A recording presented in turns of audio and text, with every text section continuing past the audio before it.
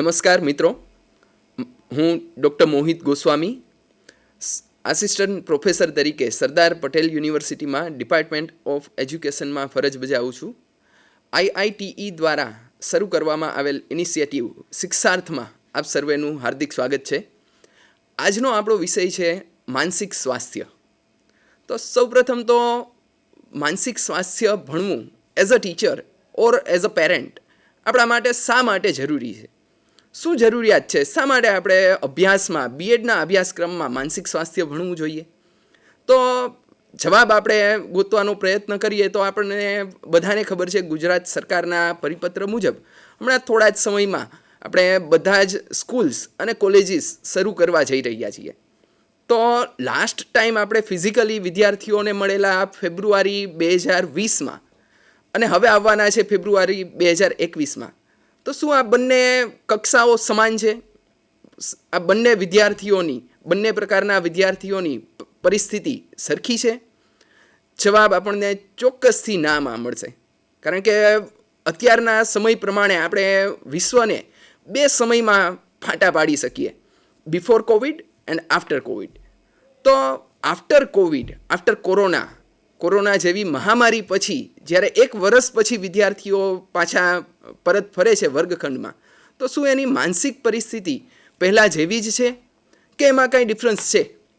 તો આ જવાબ મેળવવા માટે માનસિક સ્વાસ્થ્ય, મેન્ટલ હેલ્થ, મેન્ટલ ડિસઓર્ડર્સ, આ વસ્તુ ભણવી એક શિક્ષક માટે ખૂબ જ જરૂરી છે. તો આપણે શરૂ કરીએ. What is mental health? Mental health એટલે શું? આ વસ્તુ માનસિક સ્વાસ્થ્ય એટલે શું એ સમજવા પહેલાં આપણે તપાસ કરીએ સ્વાસ્થ્ય એટલે શું. WHO શું કહે છે? વર્લ્ડ હેલ્થ ઓર્ગેનાઇઝેશન સ્વાસ્થ્ય વિશે શું કહે છે? Health is a state of complete physical, mental and social wellbeing. જો તંદુરસ્તી એટલે આપણે જનરલી એવું સમજતા હોઈએ છીએ કે ફિઝિકલી આપણને કોઈ ઇલનેસ ન હોય તો હું તંદુરસ્ત છું, પરંતુ એટલું જ પૂરતું નથી. હેલ્થ, સ્વાસ્થ્ય એટલે complete state of physical, mental and social wellbeing, એટલે કે શારીરિક, માનસિક અને સામાજિક રીતે સુસજ્જ રહેવાની જે પ્રક્રિયા છે એ તંદુરસ્તી છે. તો એમાં આપણે જનરલી ફિઝિકલ હેલ્થ, ફિઝિકલ ઇલનેસને પૂરતું મહત્ત્વ આપીએ છીએ, પરંતુ મેન્ટલ ઇલનેસ છે અથવા તો સોશિયલ વેલબિઈંગ છે, આ બંને ક્ષેત્રો ક્યાંક ને ક્યાંક દબાઈ જાય છે. એનો યોગ્ય રીતે સમાજમાં પણ ચર્ચા થતી નથી. કારણ કે મેન્ટલ ઇલનેસ શબ્દ જ એવો છે કે આપણે એમાંથી મેન્ટલ શબ્દ જ પકડીએ છીએ, હેલ્થને ભૂલી જઈએ છીએ. બરાબર? કે મેન્ટલ શબ્દ આવે એટલે પહેલું તો મેન્ટલ હોસ્પિટલ યાદ આવે, બરાબર, અને ગાંડાની જ સંકલ્પના આપણા મગજમાં ક્લિયર થાય.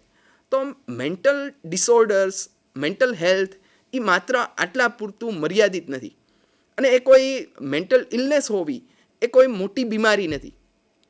જો યોગ્ય રીતે ધ્યાન રાખવામાં આવે, કાળજી રાખવામાં આવે તો ખૂબ જ ટૂંકા સમયમાં એમાંથી રિકવર પણ થઈ શકાય છે. તો આપણે શરૂ કરીએ. Healthy body plus healthy mind is equal to happy human. એટલે કે શારીરિક સજ્જતાની સાથે સાથે માનસિક સજ્જતા, આ બંનેનો જે યોગ છે, આ બંનેનો જે સરવાળો તમે કરો એનાથી હેપી હ્યુમન આ બની શકાય છે. માનસિક સ્વાસ્થ્યની સંકલ્પના આપણે જોઈએ તો કાર્ટર ગુડના શબ્દકોશ અનુસાર માનસિક સ્વાસ્થ્યનો અર્થ ધ વોલનેસ ઓફ ધ માઇન્ડ, અર્થાત મનની આરોગ્યપ્રદતા. વોલસમનેસ ઓફ ધ માઇન્ડ, મનની આરોગ્યપ્રદતા એટલે શું? તો મન આપણું સ્વસ્થ છે કે નહીં? કોઈ પણ કામ આપણને જે આપવામાં આવે છે એ આપણે સ્વસ્થપણે કરી શકીએ છીએ કે નહીં? બરાબર, આ બધી બાબતોની ચર્ચા છે એ માનસિક સ્વાસ્થ્ય સાથે સંકળાયેલી છે. એટલે જો આપણે વ્યક્તિ માનસિક રીતે તંદુરસ્ત હોય તો ને તો જ એ સોશિયલી, ઇમોશનલી, ફિઝિકલી વિશ્વને, સમાજને કંઈક પ્રદાન કરી શકે. ત્યારબાદ WHO વર્લ્ડ હેલ્થ ઓર્ગેનાઇઝેશને આપેલી વ્યાખ્યા પ્રમાણે આપણે જોઈએ તો mental health is a state of wellbeing in which the individual realizes his or her own abilities, એટલે કે વ્યક્તિ છે એ પોતાની એબિલિટીઝ ઓળખે, પોતાની ક્ષમતાઓ ઓળખે, પોતાની મર્યાદાઓ ઓળખે, can cope with the normal stresses of the life. જીવનના નાના નાના જે અડચણો આવે છે, આપણી લાઈફ છે એ ક્યારેય પણ એક સરખી રીતે નથી ચાલતી, એમાં ઉતાર ચઢાવ આવે છે. તો આવા જીવનના ઉતાર ચઢાવોમાં સ્વસ્થ રીતે એનો સામનો કરી શકે and fruitfully and is able to make a contribution to his or her own community, અને પોતાના સમાજને કંઈક ચોક્કસ એવું કંઈક સારું એવું પ્રદાન કરી શકે. આ આખી જે વ્યાખ્યા છે એ માનસિક સ્વાસ્થ્યની છે. એટલે આપણે માનસિક રીતે સ્વસ્થ રહીએ તો ને તો જ સમાજને, આપણા કુટુંબને, માનવજાતને કંઈક ઉપયોગી થઈ શકીએ. WHO વર્લ્ડ હેલ્થ ઓર્ગેનાઇઝેશને 2001ના વર્ષને the year of mental health declare કરેલું હતું. આ સમય દરમિયાન વિશ્વના જુદા જુદા દેશોમાં માનસિક સ્વાસ્થ્યને લગતા જુદા જુદા કાર્યક્રમો કરવામાં આવેલા. ઉપરાંત 10th ડિસેમ્બર, હજી હમણાં જ આપણે જે 2 મહિના પહેલાં ગઈ છે, એ 10th ડિસેમ્બરને દર વર્ષે વર્લ્ડ મેન્ટલ હેલ્થ ડે તરીકે ઉજવવામાં આવે છે. અને આ દિવસે મેન્ટલ હેલ્થને લગતી, મેન્ટલ ડિસઓર્ડર્સને લગતી જુદી જુદી એક્ટિવિટીઝ કરવામાં આવે છે. ખાસ કરીને કોરોના જેવી મહામારી ગઈ, આપણે 2 મહિના લોકડાઉન હતું, ત્યાર પછી હજી આજ સુધી લગભગ 1 વર્ષ થયું છે, આજ સુધી આપણે જે લાઈફ સાયકલ આપણી જે છે એ હજી રેગ્યુલર નથી બની શકી. તો આ સમયગાળા દરમિયાન મેન્ટલ હેલ્થનો, મેન્ટલ ઇલનેસીસનો પ્રમાણ કેટલું વધ્યું છે, શું ડિફરન્સ છે ત્યારના જે વિદ્યાર્થીઓ હતા એની લાઈફસ્ટાઈલમાં, અત્યારે હવે જે આવશે એની લાઈફસ્ટાઈલમાં. વર્ગખંડમાં આવીને વિદ્યાર્થી સીધો જ આપણે જે ગયા વર્ષે ભણાવતા હતા એ જ રીતે આપણે ભણાવી શકીએ છીએ કે કેમ, આ બધી વસ્તુઓની ચર્ચા મેન્ટલ હેલ્થ, માનસિક સ્વાસ્થ્ય સાથે સંકળાયેલી છે. જો એઝ અ ટીચર આપણને માનસિક સ્વાસ્થ્ય એટલે શું, માનસિક બીમારી એટલે શું એ ખબર હોય તો આવા વિદ્યાર્થીઓ જેને વધારે પડતી જરૂર છે, જેની જરૂરિયાત હવે બહુ વધારે રહેવાની છે, કારણ કે વર્ષ દિવસના લોકડાઉન બાદ વિદ્યાર્થી કયા વાતાવરણમાંથી આવ્યો છે, એને ઘરે કયા પ્રકારની બીક સતાવતી હતી, બરાબર, હજી અત્યારના સમયમાં એ નોર્મલ થઈ ગયો છે કે નહીં, આ બધી વસ્તુની ચર્ચા વર્ગખંડમાં અવારનવાર થતી રહેવી જોઈએ. કારણ કે આ 1 વર્ષના ગાળા દરમિયાન જે કંઈ પણ તકલીફો આપણે ભોગવેલી છે એ વસ્તુને બેક ટુ નોર્મલ લઈ આવતા હજી થોડો ઘણો સમય તો જવાનો. તો નેશનલ જિયોગ્રાફિક ચેનલ દ્વારા મેન્ટલ હેલ્થને દર્શાવતું એક વિડીયો છે, એ આપણે જોઈએ.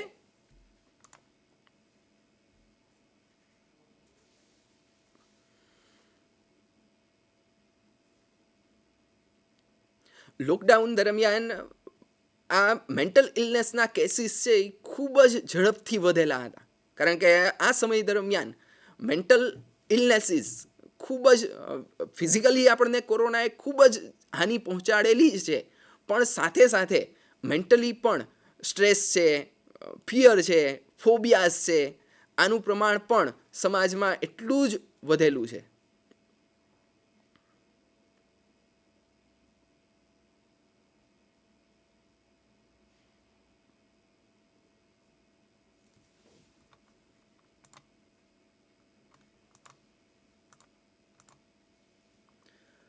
તો હવે આપણે જોઈએ માનસિક સ્વાસ્થ્યની સંકલ્પના તથા વ્યાખ્યાઓ. જે એ હેડફિલ્ડ દ્વારા આપેલી વ્યાખ્યા અનુસાર માનસિક સ્વાસ્થ્ય એ સમગ્ર વ્યક્તિત્વની પૂર્ણ અને સુમેળભરી કામગીરી છે. પૂર્ણ વોલસમનેસ, આપણે અગાઉ WHOની વ્યાખ્યામાં પણ જોયેલું કે વોલસમનેસ ઓફ ધ માઇન્ડ, પૂર્ણ અને સુમેળભરી કામગીરી. એટલે આપણે આપણા નોર્મલ સ્ટ્રેસીસ સાથે સારી રીતે વર્તન કરી શકીએ, આપણા જે નોર્મલ કામ છે એ બધા સારી રીતે પૂરા કરી શકીએ. આ બધી જ બાબતો માનસિક સ્વાસ્થ્ય સાથે સંકળાયેલી છે. ત્યારબાદ કે એ મેનેજર દ્વારા આપેલી વ્યાખ્યા અનુસાર માનસિક સ્વાસ્થ્ય એ મહત્તમ અસરકારકતા અને ખુશી સાથે વ્યક્તિઓનું પરસ્પર અને વિશ્વ પ્રત્યેનું અનુકૂલન છે. બરાબર, મહત્તમ અસરકારકતા, મેક્સિમમ એફિશિયન્સી સાથે કામ કરી શકવાની ક્ષમતા, હેપીનેસ સાથે કામ કરી શકવાની ક્ષમતા. આપણને બધાને ખબર છે કે આપણે જે કામ, કોઈ પણ કામ હાથમાં લઈએ, જો એ કામ આપણને ગમે છે, એ દ્રષ્ટિએથી, એ એપ્રોચથી આપણે કરીએ, હેપીનેસથી કરીએ, તો એ કામની અસરકારકતા ખૂબ જ વધી જાય છે. તો એના માટે આપણું મેન્ટલ હેલ્થ ખૂબ જ વધારે અગત્યનો ભાગ ભજવે છે.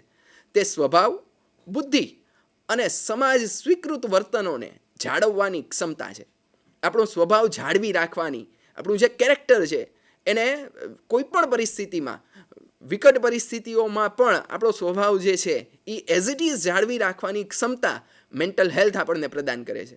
બુદ્ધિ એટલે કે આપણને બધાને ખ્યાલ છે કે જ્યારે વિકટ પરિસ્થિતિ આવે, જ્યારે કોઈ સમસ્યા આવે, ત્યારે એ સમસ્યાના સમયે અનુરૂપ નિર્ણયો લેવા આ એક ખૂબ જ અગત્યની બાબત થઈ જાય છે, અને એ આપણને મેન્ટલ હેલ્થ પ્રદાન કરે છે.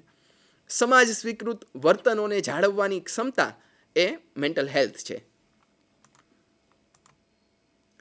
માનસિક સ્વાસ્થ્ય વ્યક્તિને તેના જીવનની મુશ્કેલ પરિસ્થિતિઓમાં અનુકૂલન સાધવામાં મદદ કરે છે. જ્યારે પરિસ્થિતિ આપણે જેમ ઈચ્છીએ છીએ એ જ પ્રમાણે ચાલે ત્યાં સુધી આપણને બહુ ઝાઝી તકલીફ નથી થતી.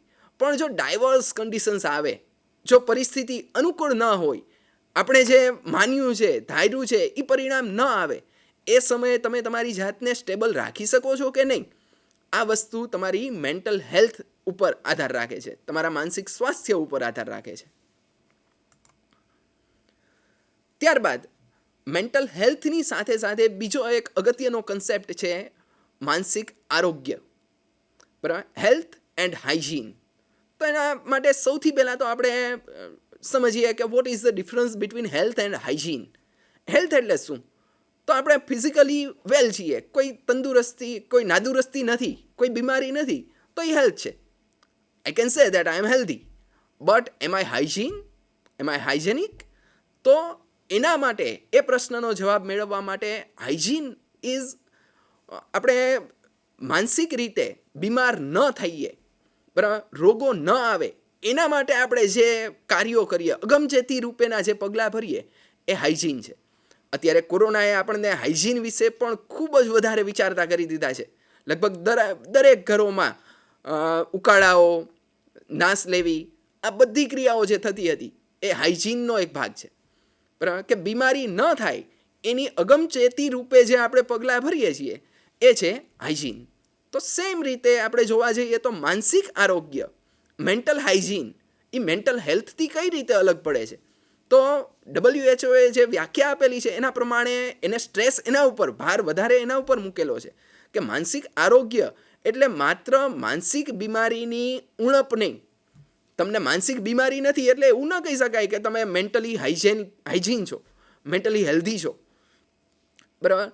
પણ એની સાથે સાથે મેન્ટલી હેલ્ધી રહેવા માટે તમે ક્યાં પગલાં ભરો છો, બરાબર. જો આપણે લોકડાઉન દરમિયાન ન્યૂઝ જ આપણે જોયા રાખતા હોય, સમાચારો જ જોયા રાખતા હોય, પરિચિતો સાથે બહુ ઝાઝા સંપર્કમાં ન હોય, તો આપણી મેન્ટલ કન્ડિશન્સ છે એ બગડવાના ચાન્સીસ ખૂબ જ વધારે છે. તો પરિચિતોના સંપર્કમાં રહેવું, સારા વાતાવરણમાં રહેવું, સારો ખોરાક લેવો, આ બધી બાબતો મેન્ટલ હાઇજીનમાં આવે છે. આપણે જે નાસ લેતા, બરાબર, જે રીતે ઉકાળાની ને એ વ્યવસ્થા હતી, આ બધી વસ્તુ હાઇજીન માટે અસર કરે છે. તો સૌપ્રથમ આપણે જોઈએ માનસિક આરોગ્યની સંકલ્પનાઓ.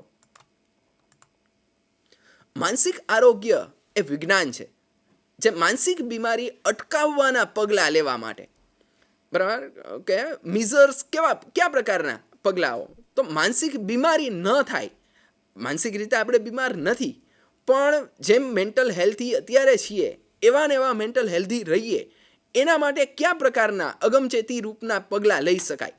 માનસિક સ્વાસ્થ્યને જાળવવા માટે મેન્ટલી હેલ્ધી આપણે છીએ, પણ હજી એ વસ્તુ ટકાવી રાખવી, this both are different things. આ બંને અલગ વસ્તુ છે. માનસિક રીતે સ્વસ્થ રહેવું અને એમને એમ ટકી રહેવું. તો એ જે માનસિક સ્વાસ્થ્ય ટકાવી રાખવા માટેના જે અગમચેતી રૂપેના પગલાં છે, માનસિક બીમારી અટકાવવા માટેનું શાસ્ત્ર જે છે, એને કહેવાય છે માનસિક આરોગ્ય. આ ક્રો એન્ડ ક્રોએ આપેલી વ્યાખ્યા અનુસાર છે. ત્યાર પછી જે એ હેડફિલ્ડ દ્વારા આપેલી વ્યાખ્યા અનુસાર માનસિક આરોગ્ય એ માનસિક સ્વાસ્થ્યની જાળવણી અને માનસિક બીમારીને રોકવા સાથે સંકળાયેલ છે. બરાબર, કે માનસિક સ્વાસ્થ્ય જાળવી રાખવું અને માનસિક બીમારીઓને અટકાવી, આ બંને સાથે સંકળાયેલ વસ્તુ જે છે એને આપણે માનસિક આરોગ્ય કહીએ છીએ.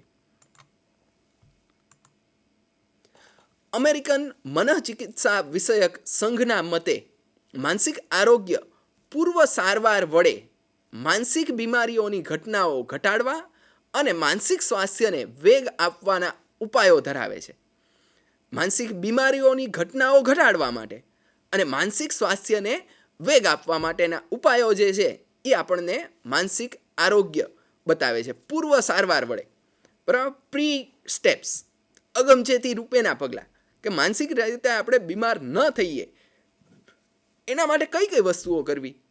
તો યોગ છે, બરાબર, થેરાપીઝ છે, આ બધી વસ્તુઓ, સાયકોલોજિસ્ટ સાથે સંપર્ક છે. આપણે સારી સારી સ્કૂલોમાં સાયકોલોજિસ્ટ પણ નીમવામાં આવે છે કે જેથી કરીને કોઈ બાળકને એક નાની એવી મુશ્કેલી છે તો એ પણ એની સાથે ચર્ચા કરીને સલાહ અને માર્ગદર્શન એ આપણો અભ્યાસનો એક મૂળભૂત અંગ છે. કારણ કે જો નાની એવી માનસિક ચિંતા હોય અને ત્યારે જ બાળકને વ્યવસ્થિત રીતે માર્ગદર્શન મળી જાય તો એ મેન્ટલી ડિસઓર્ડરથી બચી શકે છે.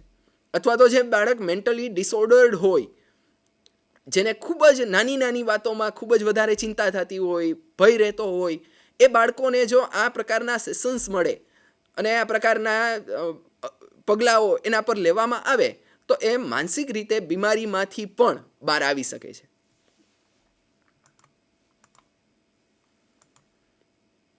સંશોધનો એવું દર્શાવે છે કે માનસિક સ્વાસ્થ્યને લગતી સમસ્યાઓની નોંધ સર્વપ્રથમ માતા પિતા અથવા શિક્ષકો લે છે. કારણ કે બાળક નાનું છે ત્યારે સૌથી વધારે એનામાં માનસિક રીતે તકલીફો આવવાના, બરાબર, મેન્ટલ ડિસઓર્ડર્સ થવાના. જો હજી એકવાર આપણે સંકલ્પના ક્લિયર કરી લઈએ કે મેન્ટલ ડિસઓર્ડર એનો મતલબ માત્ર ગાંડા હોવું એવું નથી. નાની નાની વાતોમાં ખૂબ જ ભય લાગવો, ફોબિયાઝ, બરાબર, અત્યારે કોરોના છે તો બહાર સાવ નીકળી જ ન શકવું, બરાબર, બહાર નીકળવાની એટલી બધી બીક, કોઈ ઘરમાં આવે તો પણ બીક લાગતી હોય તમને, તો this is a kind of phobia. બરાબર, તો આપણે સાવધાની રૂપેના પગલાં લેવા જોઈએ પણ એટલા બધા આપણે બીવું પણ ન જોઈએ. જે કોરોના છે એ છે, બરાબર, આવી જે વિકટ પરિસ્થિતિઓ છે તમારી સામે એ રહેવાની છે, પણ એની સાથે પણ તમે તમારું રેગ્યુલર લાઈફસ્ટાઈલ કઈ રીતે શરૂ રાખી શકો આ વસ્તુ શીખવાનું આ માનસિક સ્વાસ્થ્ય આપણને આ શક્તિ પ્રદાન કરે છે. તો માનસિક રીતની સમસ્યાઓ જે છે એની સર્વપ્રથમ નોંધ છે એ માતા પિતા અથવા શિક્ષકો લે છે. તો આવા સમયે આપણા શિક્ષકોની જવાબદારી ખૂબ જ વધી જાય છે. કારણ કે જો કોઈ બાળકમાં આપણે એવા લક્ષણો જોઈએ કે જેથી કરીને આપણને એવું ખ્યાલ આવે કે આ બાળકને કદાચ કંઈક તકલીફ છે તો આપણે અહીંયા મદદ માટે હાથ લંબાવવો પડશે. જો ઓછી તકલીફોથી જ એનું નિદાન કરવામાં આવે, એનો યોગ્ય ઉપચાર કરવામાં આવે તો એ માનસિક રીતે બીમાર થતાં અટકશે અને ફરીથી પાછા અન્ય વિદ્યાર્થીઓની જેમ જ સારી રીતે હેપીનેસથી પોતાનું જીવન છે એ ગાળી શકશે. Warning science four mental health problems. કયા પ્રકારના સાઇન્સ હોય, કયા પ્રકારનું વર્તન જોવો તો તમને એવું ખ્યાલ આવે કે આ બાળકને માનસિક રીતે કંઈક તકલીફ છે અને કંઈક મદદની જરૂર છે. તો એ વસ્તુ આપણે જોઈ લઈએ. ફર્સ્ટ ઓફ ઓલ છે ખૂબ જ દુઃખી રહેવું કે અન્યોથી દૂર રહેવું. અમુક બાળકો આપણે જોતા હોઈએ છીએ, કુટુંબમાં કોઈ ખરાબ પ્રસંગ બની ગયો હોય, કંઈ એને બીજી કાંઈ તકલીફ હોય તો એ બધાથી અલગ રહે છે, બરાબર, બધાની સાથે મેચ નથી થઈ શકતો, ખૂબ જ દુઃખી રહે છે. અથવા તો શાળામાં બહુ લાંબો સમય સુધી ગેરહાજર રહે છે. તો ત્યારે શિક્ષકની જવાબદારી છે કે આ બાળકને શું તકલીફ છે એની એટલીસ્ટ આપણે નોંધ લેવી જોઈએ. એને એકવાર પૂછવું જોઈએ કે ભાઈ શું તકલીફ છે તને, એનું કાઉન્સેલિંગ કરવાનો પ્રયત્ન કરવો જોઈએ. ત્યાર પછી છે પોતાને કે અન્યોને ગંભીર ઈજા પહોંચાડવાના પ્રયત્નો કરવા. ઘણા વિદ્યાર્થીઓને ટેવ હોય છે એ ઓલી બોલપેનની અણી છે એ હાથમાં ખૂંચાડતા હોય, બ્લેડ મારવાનું એ તો નેક્સ્ટ લેવલ સુધી પહોંચી ગયા હોય, બરાબર. તો પોતાની જાતને ગંભીર રીતે ઈજા પહોંચાડવાના પ્રયત્નો કરતા હોય, અથવા તો અન્ય બાળકો સાથે વારંવાર આવા ઝઘડાઓ જે થતા હોય, એમાં કોઈ એક બાળક એવું હોય કે એ અવારનવાર એ પોતે તો એ સામેલ હોય જ બધા ઝઘડાઓમાં, તો એ બાળકોને પણ મેન્ટલ ડિસઓર્ડરને લગતી સમસ્યાઓ ન થાય એના માટે મિઝર્સ, એના માટેના અગમચેતી રૂપેના પગલાં છે એ શિક્ષકે લેવા માટેનો પ્રયત્ન કરવો જોઈએ. ત્યાર પછી છે કોઈ પણ કારણ વગર અચાનક વધુ પડતો ભય. ખૂબ જ ડરી જાય. ઘણા બાળકોને તકલીફ એવી હોય, રાત્રે ઊંઘમાં બી જતા હોય, ઉઠી જતા હોય, રોવા માંડતા હોય, તો એ પણ માનસિક બીમારીનું એક લક્ષણ છે. બરાબર, એના માટે પણ આપણે યોગ્ય રીતના પગલાં છે એ લેવા જોઈએ. ત્યાર પછી રોજબરોજના કાર્યોમાં નડતર રૂપ ચિંતા કે ભય. એને સામાન્ય એવું કામ તમે સોંપો, બાળકને તમે એમ કહો કે નીચે ઓફિસમાંથી જઈને 2 ચોક લઈ આવો, તો પણ એને ભય લાગતો હોય કે કામ મારાથી થશે કે નહીં થાય, કઈ રીતે હું કરીશ. બરાબર, તમે એને તમારી પાસે બોલાવો તો પણ એ ધ્રુજતો હોય.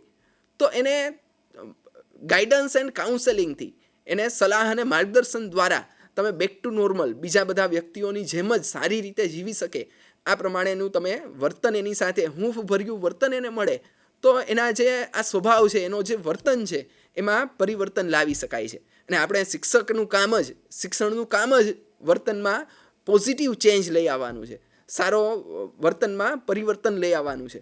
તો એના માટેના પગલાં પણ એક શિક્ષકે લેવા જોઈએ. ત્યાર પછી છે ડ્રગ્સ કે આલ્કોહોલનો વધુ પડતો ઉપયોગ. વિદેશમાં અને એમાં આપણે જોઈએ છીએ કે નાની નાની ઉંમરના બાળકો પણ આલ્કોહોલ છે, સિગરેટ છે. પણ અહીંયા ભારતમાં પણ 9મા 10મા ધોરણના મોસ્ટ ઓફ વિદ્યાર્થીઓ સિગરેટ્સ છે, ડ્રગ્સ છે, આ લેવાનું ઘણી જગ્યાએ ફરિયાદો છે. તો આ પણ માનસિક તાણનો જ એક ભાગ છે. બરાબર, મેન્ટલ સ્ટ્રેસ. જો મેન્ટલ ડિસઓર્ડર કરતાં મેન્ટલ સ્ટ્રેસ આ શબ્દ થોડો સામાજિક રીતે એક્સેપ્ટેબલ છે.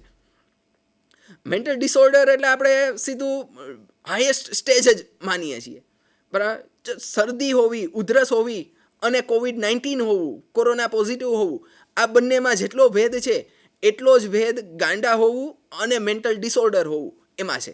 તો આ વસ્તુ પણ આપણે સમજવાની છે અને સમાજને, વાલીઓને સમજાવવાની છે, વિદ્યાર્થીઓને સમજાવવાની છે. જો આપણે અકારણ ચિંતા અનુભવીએ છીએ તો માનસિક રીતે આપણને થોડી ઘણી બીમારી છે એવું કહી શકાય, પણ એનો અર્થ એવો નથી કે આપણે ગાંડા છીએ. બરાબર, તો આ વસ્તુ પણ સમજવાની સમાજ માટે પણ ખૂબ જ વધારે અગત્યની બાબત છે. ત્યાર પછી વર્તનમાં અચાનક જ અણધાર્યા પરિવર્તન, સિવિયર મૂડ ચેન્જીસ. કોઈ એક પડે એ ખૂબ જ વધારે ખુશ હોય અને પછીની જ પડે જોવો તો એ રોતો હોય, વળી 10 મિનિટ જોવો પછી જોવો તો એને કાંઈ ન હોય, ખૂબ જ ગુસ્સે થઈ જાય, પછી પાછું 2 મિનિટ પછી કાંઈ ન હોય. બરાબર, તો આ પ્રકારના અણધાર્યા ફેરફારો વર્તનમાં, બરાબર, ઇનસ્ટેબિલિટી ઇન ધ બિહેવિયર, આ વસ્તુ પણ મેન્ટલ હેલ્થ પ્રોબ્લેમ્સની એક સાઇન છે, એક નિશાની છે. જો આવું દેખાય તો પણ આપણે મેન્ટલ જે ઇલનેસીસ માટેના એક્સપર્ટ્સ હોય એની મદદ લઈને એ બાળકને, એના માતા પિતાને મદદ કરી શકીએ. તો જો આવી સાઇન્સ તમને દેખાય, જો આ પ્રકારના વર્તનો તમને દેખાય બાળકમાં, તો શું કરવું જોઈએ આપણે એ વસ્તુ વિશે વિચાર કરીએ. કોઈ પણ સ્કૂલમાં સાયકોલોજિસ્ટ, ફિઝિયોથેરાપિસ્ટ, આ વસ્તુની, આ વ્યક્તિઓની જરૂરિયાત રહેતી હોય છે. ગાઈડન્સ એન્ડ કાઉન્સેલિંગ માટે કોઈ એક શિક્ષકને અલગથી જવાબદારી સોંપવામાં આવેલી હોય છે, અથવા તો કોઈ સાયકોલોજિસ્ટ નિમેલા હોય છે. જો તમને કોઈ બાળકોમાં આવી અસર દેખાય તો આચાર્યને, બાળકના માતા પિતાને, જો સ્કૂલમાં નર્સિસ અથવા તો સાયકોલોજિસ્ટની વ્યવસ્થા હોય, અથવા તો જે વ્યક્તિ ગાઈડન્સ એન્ડ કાઉન્સેલિંગનું કામ સંભાળતા હોય એની સાથે ચર્ચા કરીને એ બાળકને મદદ કરવાનું કામ આપણે કરી શકીએ. ત્યાર પછી જોઈએ આપણે માનસિક સ્વાસ્થ્યને અસર કરતા પરિબળો. Which are the factors that affects our mental health. શેના કારણે મેન્ટલ ડિસઓર્ડર્સ થાય છે? ખૂબ જ વધારે પડતી ચિંતા, ભય, આ શું કામ થાય છે? આના કારણો શું છે?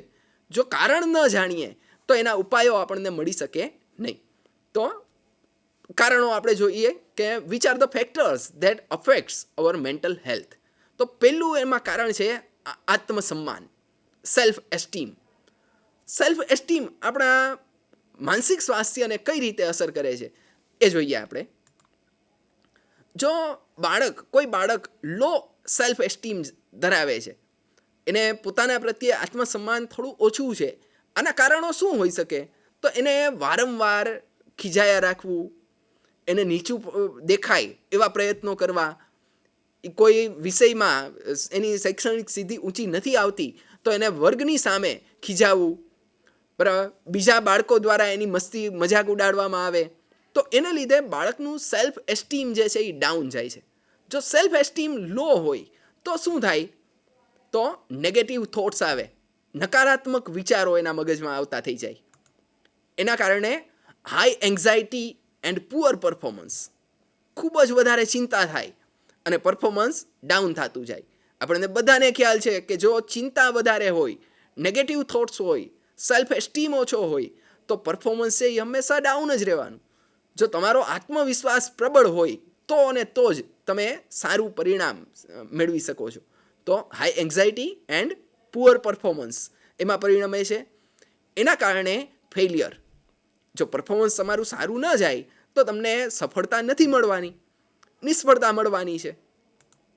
અને નિષ્ફળતાને કારણે સેલ્ફ બ્લેમ, વ્યક્તિ પોતાના ઉપર જ બ્લેમ કરશે કે મારે કારણે મને કાંઈ આવડતું નથી, હું આ કામ કરવા માટે યોગ્ય નથી, અને એનો મોરલ છે એ ખૂબ જ વધારે ડાઉન જશે. પછી નાના નાના કાર્યો કરવામાં પણ મૂંઝવણ અનુભવે, બીજા ઉપર ડિપેન્ડન્ટ, ઓવર ડિપેન્ડન્સી થઈ જાય.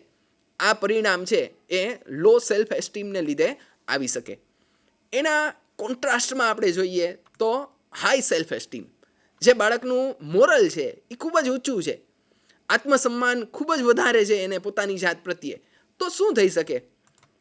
તો એનામાં પોઝિટિવ થોટ્સ વધારે હશે, એને ખ્યાલ હશે કે હું આ કામ કરી જ શકું છું. એને લીધે એન્ઝાયટી ખૂબ જ ઓછી હશે, ચિંતા તુરતા બહુ ઓછા પ્રમાણમાં હશે. ચિંતા ઓછી હોય, થોટ્સ પોઝિટિવ હોય તો પરફોર્મન્સ હંમેશા સારું રહેવાનું. પરફોર્મન્સ તમારું સારું રહે તો તમને સફળતા મળવાના ચાન્સીસ છે એ અન્ય બાળકો કરતાં ઘણા બધા વધી જશે. અને જો સક્સેસ મળશે, સફળતા મળશે તો સેલ્ફ મોટિવેશન, બરાબર, મોટિવેશન એને મળશે અને અન્ય કાર્યો કરવા માટે અને અન્ય કાર્યોમાં પણ ખૂબ જ સારું પરફોર્મન્સ આપવા માટે એને પ્રેરણા મળશે. ત્યાર પછીનું બીજું કારણ, માનસિક સ્વાસ્થ્યને અસર કરતું બીજું એક કારણ છે લાંબી શારીરિક બીમારી. Physical illnesses can also affect mental health. બરાબર, કોઈ બાળક અવારનવાર શારીરિક રીતે બીમાર રહેતું હોય, અઠવાડિયામાં 2 થી 3 દિવસ એને દવા લેવા જવાની જરૂર પડતી હોય, ગેરહાજરી વધારે રહેતી હોય, તો જે એની શારીરિક બીમારી છે, અવારનવાર થતી શારીરિક બીમારી, એ પણ મેન્ટલ ડિસઓર્ડર્સને, બરાબર, માનસિક રોગોને નિમંત્રણ આપી શકે છે. તો એના માટેના રિપીટેડ મેઝર્સ આપણે જો કહીએ તો સારો યોગ્ય ખોરાક, કસરત કરવી, યોગ્ય લાઈફસ્ટાઈલ બનાવવી, આ બધી બાબતો ઉપર ચર્ચા કરી શકાય અને વિદ્યાર્થીઓને માર્ગદર્શન આપી શકાય. ત્યાર પછીનું બીજું કારણ છે ચાઇલ્ડ એબ્યુઝ, દુર્વ્યવહાર. જો નાની ઉંમરના બાળકો સાથે કોઈ પ્રકારના દુર્વ્યવહાર થયા હોય, અત્યારના સમાજમાં આપણે જોઈએ છીએ કે આ પ્રકારના કિસ્સાઓ ખૂબ જ વધારે બનતા આવ્યા છે. સરકારે ચાઇલ્ડ હેલ્પલાઇન પણ શરૂ કરેલી છે, બરાબર. તો આનું કારણ શું છે? તો આ પ્રકારના બનાવો સમાજમાં બને છે. એની સાથે દુર્વ્યવહાર ઘરમાં થતો હોય, શાળામાં થતો હોય, કોઈ અન્ય સ્થળે થતો હોય, બરાબર, એને મારવામાં આવતા હોય ખૂબ જ વધારે, બરાબર. તો આ બધી વસ્તુઓ પણ એના માનસિક સ્વાસ્થ્યને, જો નાની ઉંમરના બાળકો સાથે આ પ્રકારનું વ્યવહાર થતું હોય, આ પ્રકારનું વર્તન થતું હોય, તો એ પણ માનસિક રોગોને આમંત્રણ આપી શકે છે. ત્યાર પછી કુટુંબની ગરીબાઈ, કુટુંબની વધારે પડતી ગરીબાઈ. બાળક જ્યારે શાળામાં જાય છે ત્યારે એ અન્ય વિદ્યાર્થીઓના સંપર્કમાં આવે છે, સમાજમાં એ અન્ય વિદ્યાર્થીઓના, અન્ય લોકોના સંપર્કમાં આવે છે. જ્યારે એ અન્ય લોકોને ખૂબ જ સારી લાઈફસ્ટાઈલથી, સારી રીતે જીવન જીવતા જોવે છે અને એના પ્રમાણેના જે સાધનો છે, જે જીવન જરૂરિયાત માટે અતિ મહત્ત્વના છે, એ સાધનો પણ ઉણપ હોય જો બાળકના ઘરમાં, તો એની અસર પણ તેના માનસિક સ્વાસ્થ્ય સાથે થાય છે. ત્યાર પછી માતા પિતા દ્વારા કરવામાં આવતો ભેદભાવ. જો બે બાળકો હોય ઘરમાં તો જનરલી કોઈ પણ પેરેન્ટ્સ, કોઈ પણ માતા પિતા બે બાળકોમાં કોઈ પણ પ્રકારનો ભેદભાવ નથી જ રાખતા. પરંતુ આવા જે બાળકો છે જેને લો સેલ્ફ એસ્ટીમ છે, જે કદાચ મોટો ભાઈ છે એ ભણવામાં હોશિયાર છે અને નાનો ભાઈ ભણવામાં થોડો નબળો છે, તો કદાચ એવું બને કે માતા પિતા દ્વારા મળતો પ્રેમ છે એ મોટા ભાઈના ભાગમાં થોડો વધારે આવે નાના કરતાં, અથવા તો નાના ભાઈના ભાગમાં વધારે આવે મોટા ભાઈ કરતાં. તો આ જે ભેદભાવ કુટુંબમાં, કૌટુંબિક ભેદભાવ એ માતા પિતા દ્વારા હોઈ શકે, શિક્ષકો દ્વારા હોઈ શકે, એના મિત્રો દ્વારા હોઈ શકે. જો આ પ્રકારનો ભેદભાવ કોઈ વ્યક્તિ માટે અવારનવાર રાખવામાં આવે તો એ પણ માનસિક સ્વાસ્થ્યને ખૂબ જ વધારે અસર કરી શકે છે. ત્યાર પછી માતા પિતાના ખૂબ ઊંચા આદર્શો. જો આઈડિયોલોજીઝ તમારી કે બહાર મૂવીમાં નહીં જવાનું, આ રીતે વર્તન નહીં કરવાનું, બહાર ખાવાનું નહીં, બરાબર, આ પ્રમાણે જ વર્તન કરવાનું, બરાબર, ખૂબ જ ઊંચા આદર્શો, આઈડિયોલોજીઝ. આદર્શો એટલા પણ ઊંચા ન હોવા જોઈએ કે એ અને સમાજ બે વસ્તુ અલગ થઈ જાય. બરાબર, સમાજ કેવો છે એના પ્રમાણે, સમાજની જે રૂઢિ છે એના પ્રમાણે તમારે જીવવાનું છે. તો તમારા આદર્શો સમાજની રૂઢિ કરતાં પણ જો ઊંચા વયા જાય તો બાળક છે એ બંને વચ્ચે બેલેન્સ જાળવવામાં, બહારની દુનિયામાં જે વસ્તુ થાય છે એ કરવાથી તમે બાળકને રોકી શકવાના નથી. તો સામાજિક જે વાતાવરણ છે એ અને આદર્શ આઈડિયોલોજીસ છે એ બંનેમાં જો મિસમેચ હોય તો આ બંને વચ્ચે સાયુજ્ય સ્થાપવામાં બાળકને ખૂબ જ વધારે મુશ્કેલી પડે છે અને અંતે પરિણામ એનું માનસિક બીમારીમાં પણ આવી શકે છે. ત્યાર પછી વધુ પડતી સ્પર્ધા, જે અત્યારના સમયમાં ખૂબ જ વધારે જોઈ શકીએ છીએ. ગળાકાપ હરીફાઈ કોઈ પણ ક્ષેત્રમાં છે, બરાબર. વિદ્યાર્થીઓના માર્ક્સ લ્યો, એના સ્કોર્સ કયો, બરાબર, એને મળતી જે કંઈ પણ અન્ય વિષયોની સિદ્ધિ છે, સ્પોર્ટ્સમાં એ જાય તો અહીંયા હરીફાઈ ખૂબ જ વધારે હોય. ભણીને બહાર નીકળે તો વ્યવસાય માટે એટલી બધી હરીફાઈઓ છે. તો આ જે વધુ પડતી સ્પર્ધા છે એ પણ માનસિક આરોગ્યને ખૂબ જ વધારે નુકસાન પહોંચાડી શકે છે. વિશે ભણવું, વિશે ચર્ચા કરવી, એના વિદ્યાર્થીઓને એના માટે ગાઈડ કરવા, આ બધી બાબતો એક સારી રીતે વર્ગખંડનું વાતાવરણ સારું જાળવી રાખવા માટે ખૂબ જ અગત્યનું છે. એમાં પણ અત્યારની જે પરિસ્થિતિ છે, આવી જો કોઈ પરિસ્થિતિ હોય તો આવી પરિસ્થિતિઓમાં માનસિક સ્વાસ્થ્યને લગતા નિર્ણયો લેવા, માનસિક આરોગ્ય જળવાઈ રહે એના માટેના પ્રયત્નો કરવા. હવે જ્યારે બાળકો કોરોના પછી 1 વર્ષના લાંબા વેકેશન પછી જ્યારે ફરીથી પાછા ક્લાસમાં આવશે તો એમનું માનસિક આરોગ્ય વધારે સારું કેવી રીતે રહી શકે એના માટેના વધારેમાં વધારે પ્રયત્નો શિક્ષકો, શાળા અને માતા પિતાઓએ કરવા જોઈએ. આભાર.